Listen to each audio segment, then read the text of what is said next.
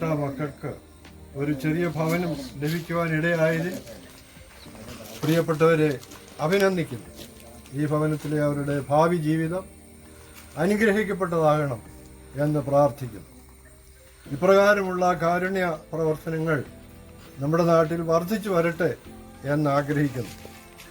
പ്രിയപ്പെട്ട സുനിൽ ടീച്ചർ ആരംഭിച്ച ഈ ജീവകാരുണ്യ പ്രവർത്തനം വളരെ ശക്തിയായി വളർന്ന് ഇനിയും അനേകർക്ക് ഭവനമില്ലാത്തവർക്ക് അത് ലഭിക്കട്ടെ എന്ന് പ്രാർത്ഥിക്കുന്നു.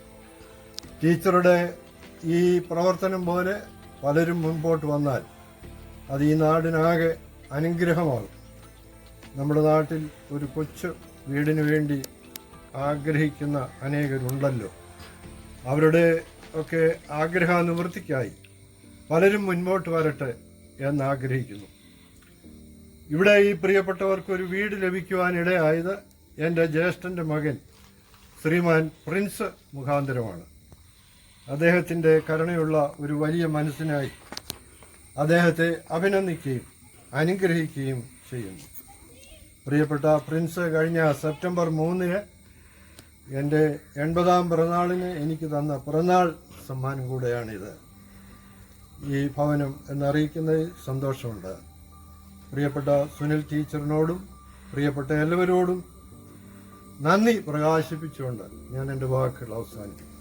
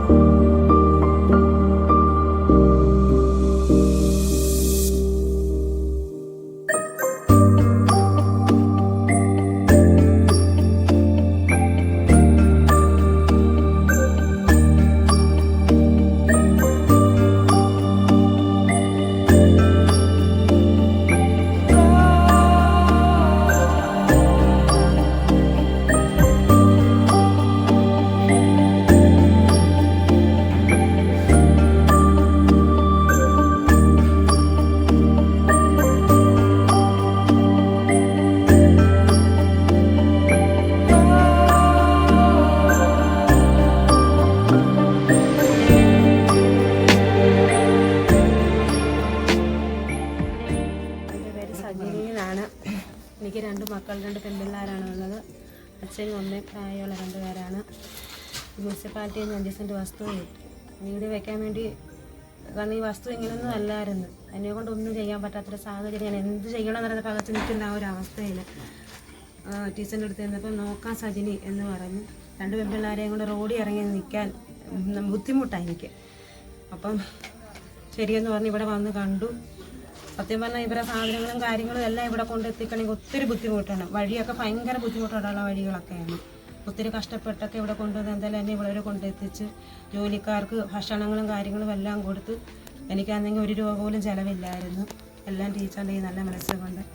അതേപോലെ തന്നെ ഈ ഓണത്തിന് പ്രിൻസങ്കളും ബിന്ദു ആൻറ്റിയും ബാക്കി ആരുടെയും പേരറിയത്തില്ലെങ്കിൽ എല്ലാ അങ്ങളും ആൻറ്റിമാരും എന്നെ സഹായിച്ചതിനും, അതേപോലെ തന്നെ ടീച്ചറിൻ്റെ ബെസ്റ്റ് ഫ്രണ്ടും എല്ലാവരും എന്നെ ഇവിടെ സഹായിച്ച് എനിക്കും എൻ്റെ കുഞ്ഞുങ്ങൾക്കും ഓണത്തിന് തല ചായ്ക്കാൻ വേണ്ടി കടന്നു വന്ന് എല്ലാവർക്കും എൻ്റെ മക്കളെ വലിയ ഒരു നന്ദിയുണ്ട്.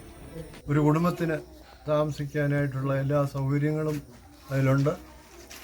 അതിന് ശക്തി കൊടുത്ത പ്രിയ ടീച്ചറോടുള്ള നന്ദി രേഖപ്പെടുത്തും.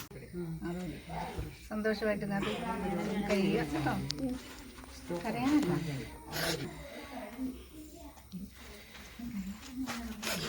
സന്തോഷം നല്ലതായിട്ട് ജീവിക്കുക കേട്ടോ. ആരുടെയും ഇതിന് പോകാതെ അധ്വാനിച്ച് ആരോഗ്യമുള്ളിടത്തോളം മക്കളെ അതേ രീതിയിൽ നല്ലപോലെ വേണം കേട്ടോ. അപ്പോൾ ഒരു ഭവനം കൂടെ സ്വന്തമായിട്ട് വീടുകളില്ലാതെ കുടിലുകളിലും മറ്റും കഴിയുന്ന, അതുപോലെ അൺസേഫായിട്ടുള്ള കണ്ടീഷനുകളിൽ കഴിയുന്ന വിധവകളായിട്ടുള്ള സ്ത്രീകൾക്കും കുട്ടികൾക്കും രോഗാവസ്ഥയായിട്ടുള്ള അനേകർക്ക് പണിത് നൽകുന്ന ഒരു വീട് കൂടെ ഇന്ന് കൊടുക്കാൻ സാധിച്ചു. മലയാലപ്പുഴ എന്ന് പറയുന്ന സ്ഥലത്ത് സജിനിക്കും 2 പെൺകുഞ്ഞുങ്ങൾക്കും പ്രായമായ അച്ഛനും അമ്മയും അടങ്ങിയ കുടുംബത്തിനാണ് നമ്മൾ ഇന്ന് 321ാമത്തെ സ്നേഹഭവനം പ്രിൻസ് കോരയുടെയും ബിന്ദുവിൻ്റെയും സഹായത്താൽ ജോസഫ് കോര, അദ്ദേഹത്തിൻ്റെ അങ്കിളായ ജോസഫ് കോരയുടെ 80ാം ജന്മദിന സമ്മാനമായിട്ട് ഇന്ന് ഇവർക്കായിട്ട് സമർപ്പിച്ചതെന്ന് തന്നെ. നമുക്കറിയാം, ഓണമൊക്കെ ആഘോഷിക്കുമ്പോൾ സ്വന്തമായിട്ട് വീടില്ലാത്ത ആൾക്കാർക്ക് എങ്ങനെയാണ് ഓണം ആഘോഷിക്കുന്നത് എന്നുള്ളത്. അപ്പോൾ വീടാണ് ഒരു മനുഷ്യൻ്റെ ഏറ്റവും പ്രധാന ആവശ്യം എന്നുള്ളത്.